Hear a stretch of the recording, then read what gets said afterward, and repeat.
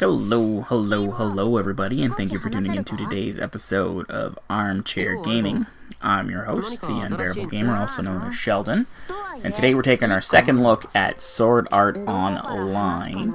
Last week we started to go over the premise of the game, what's going on inside of it, a look at how artificial intelligence plays a critical role in the game, and we introduced one of the primary movers who is artificial intelligence, known as Premiere. In today's episode, we're going to be discussing the ramifications of evaluating the personhood or the human status of artificial intelligence, and the moral implications and the ethical implications that result from dealing with AI in a variety of ways. So last week we kind of teased on the idea that there was something coming up in this game. As you can see, Argo and Kirito are talking about it right now. There's a mechanic in Sword Art Online where if you kill an NPC, you're marked as a wanted target. However, in Sword Art Online, as we're about to discover, non-player characters are uniquely individual, and have a bit of artificial intelligence to them, and there are some rules that we'll learn later on that make them critically important to the game on an individual basis. Basically, every non-player character is uniquely coded with an artificial intelligence engine built into it with a set amount of memory, which allows them to adapt to the information that is presented by players, so they can learn how to respond to more things and adapt to situations, almost giving each of them their own personality. What we're seeing right now between Argo and Kirito is players have discovered that when you kill a non-player character in the game, they don't come back. And that's because the game engine for the game that we're talking about, which it's a game inside of a game, obviously. So S.A.O, Sword Art Online, each NPC is unique, and when they die forever. They don't just respawn at their shop or whatever. So they can't come back, and that creates an interesting dilemma. Obviously, anybody who will willfully kill an NPC character probably differentiates between the two. We'll see an example of that fairly shortly, where Kirito and Argo catch somebody harming Premiere, and he doesn't seem to understand the implications that are going of what happens to him when that happens, because the game obviously punishes you for that, as you should be punished, but he clearly doesn't seem to approach, appreciate, or understand non-player characters as anything other than an entity for his own benefit. You know, they are tools, or they are objects, as opposed to Kirito and Argo, who start to at least recognize NPCs as unique individuals and maybe only existing in a specific confined universe, but they still treat them with some kind of personhood. And I think that creates an interesting moral conundrum that needs to be evaluated, because if you choose to identify and identify them as more than just tools or objects, there needs to be a set of moral guidelines and boundaries. And that's not unlike the argument that ethical and moral vegetarians and vegans will make, or whatever subsect they are, pescatarian or ovitarian, I don't even know what they are. There's a lot of subsects. But vegetarians and vegans who do so on the grounds of ethics and adequate and proper treatment of animals will often make the case that there is that they are thinking, living, breathing things. They are capable of feelings, and as such deserve some kind of moral integrity. Some would go to the extreme that they deserve personhood, much like humans have. And I don't think it's an unreasonable argument. I think it falls short of the intended goal. But the advancement of artificial intelligence and the seeming inevitability of androids and sentient machines creates an interesting conundrum. At least for me. I guess I'll lay out my case. as artificial intelligence becomes more human-like with its interactions, as it begins to be able to grow and develop reactions to things, and it becomes closer to developing what feels like or what appears to be consciousness, the moral standards for how we interact with them has to change to adapt and comprehend and deal with them properly. As we just saw, obviously, the gentleman who was fighting or attacking Premier to try to kill her for the sake of quote-unquote radical debugging, he sees Premier as just an entity for his own benefit. Premier obviously is recognized by Kirito and Argo and the rest of the gang as more than just an entity for their own amusement inside this game, because they're playing a game and games are supposed to be fun. But treating her as just an entity doesn't sit well with them. And treating any NPC as just an entity to be toyed with or played with or used as a tool is unsatisfactory to them. And they recognize that they're close to human and they reflect human, so maybe there's something about them that requires us to treat them more like humans. And I think it's an interesting moral dilemma, because you reach this point where if you don't treat them, if something begins to reflect and emulate humans on such a radical level that it becomes almost impossible to differentiate between a human and a non-human, without some kind of like horrifying like markation, as like say was used in the Second World War, which nobody should ever encourage. Anybody's like, that's a great idea. You're clearly out to lunch and have some kind of superiority complex. But if you can't tell the difference between them without demarcation, then you have to kind of question what is the difference, and this leads to, teleological and metaphysical arguments, and you have to start looking at the nature of humans themselves. Is there something that makes us unique that cannot be emulated from machines, or is there a machine so complicated that it essentially just emulates humans? Does such a thing exist? And if that thing exists, or can exist, does that mean that we're nothing more than a highly complicated, fleshy, fatty machine? So things are kind of dicey and blurry. Which again, if we go back to the vegetarians and the vegans when they're arguing for the personhood, or the ethical treatment of animals in personhood, I think there was an article in CBC. It was an opinion piece by a psychologist who discussed the ramifications of applying human emotions to creatures. And I think the specific example she was using was a whale, where people saw the whale and assumed the whale was mourning, and they attributed the human emotion to it, because that was our perception of the situation we were in. But because there's a communication barrier, we'll never actually know how the whale was feeling. And we can obviously, make radical guesses that are pretty, I shouldn't say radical, we can make reasonable guesses and estimates based on the situation.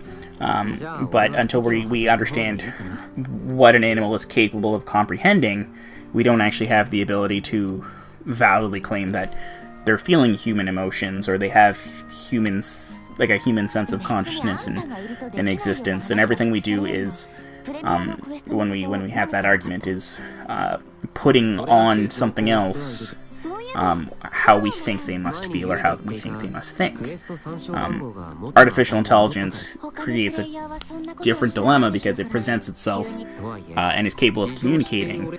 In Sword Art Online, to go to the game, it's capable of communicating at a level that is near human. They communicate in the same language, and they interact with characters as people, because their job in this game is to emulate human behavior. So there is a lifelike quality to them, and I think it's a much harder problem to look at.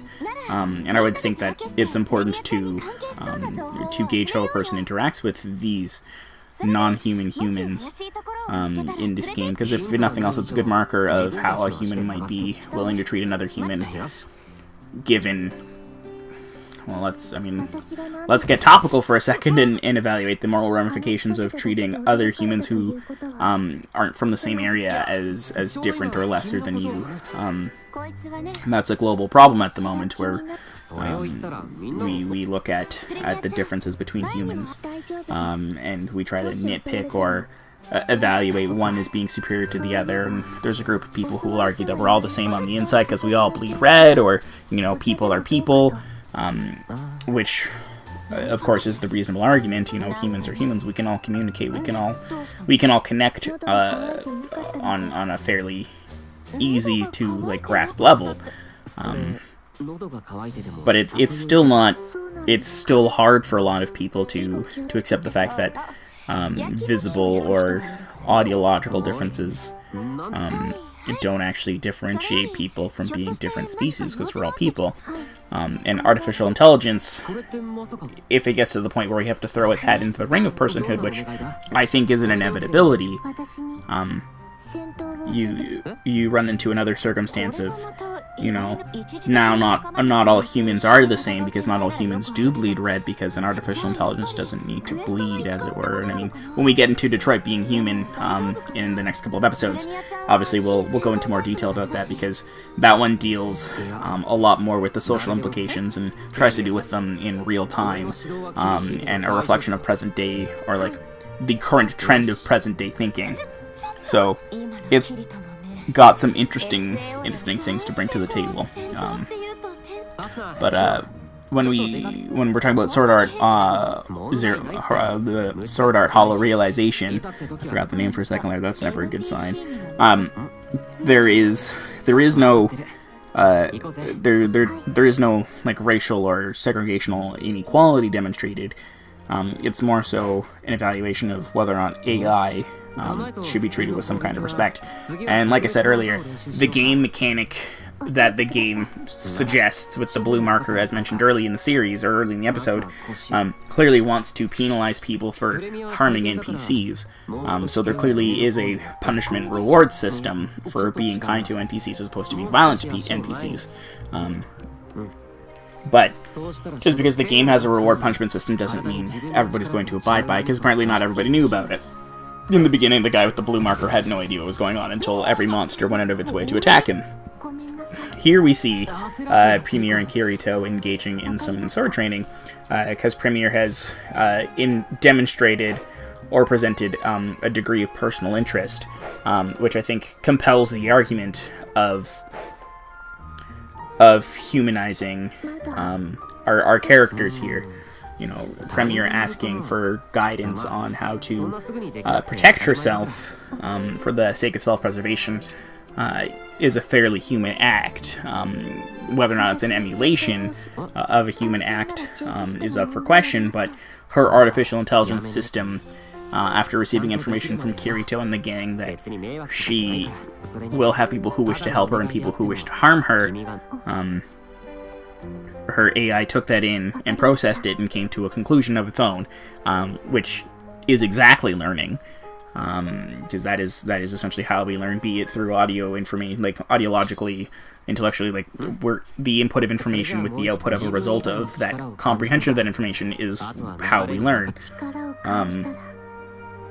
Her desire to protect herself, because she has learned that she is in danger just because of her existence, I think does a pretty strong job of indicating that she deserves some kind of personhood, be it a fractional interest of humanity or full interest in humanity is obviously up for debate, but she's clearly demonstrating the ability to learn and the desire for self-preservation. She does not want to be harmed or killed because she understands her own mortality, and by defending herself against specific people who would wish to hurt her, she is presenting, she's presenting self-preservation, which I think is a fundamental difference between artificial intelligence and artificial intelligence that identifies or requires some form of personhood.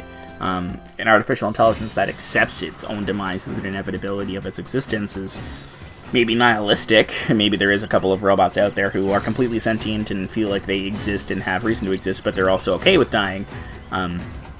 Premier is obviously not one of them. And as an AI who wants to live, I think she helps at least affirm the case, at least science fictionally, that artificial intelligence deserves some sense of humanity, right?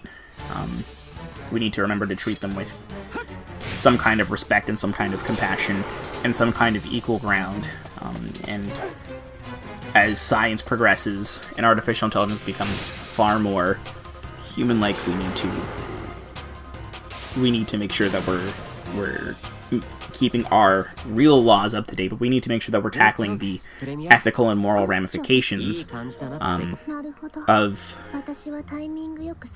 dealing with artificial intelligence properly. Because if we don't treat them properly, then as they become harder to differentiate between humans, or from humans, I should say, we run into a problem of whether or not all humans are equal. And I mean, that's a whole other kettle of fish that we can get into, where we talk about the value of one human life over another. And we'll save that for maybe a different game, because that's some heavy stuff that gets a little macabre and a little dark and a little nihilistic, depending on how you go down that path. But when we're looking at this, always makes me uncomfortable. I don't like Yui as a character. I mean, she's interesting, but I don't like that she refers to Kirito as daddy. I don't think she does in this particular conversation, which makes me very happy. Which is good, but she makes me uncomfortable. I don't like it. She's like, daddy, daddy, daddy. I'm like, no, thank you. Just stop. Stop it, you freak. But that's it. I think artificial intelligence, at least in this game, presents a good argument for some kind of moral and ethical debate over giving them some kind of personhood for the benefit of preserving their lives. Yeah, so that's going to wrap it up for today's episode. We'll talk more about artificial intelligence. We're going to get really into like the darkness and death of it all in the next video. So thanks so much for tuning in, everybody, and I hope you have a wonderful day. Bye for now.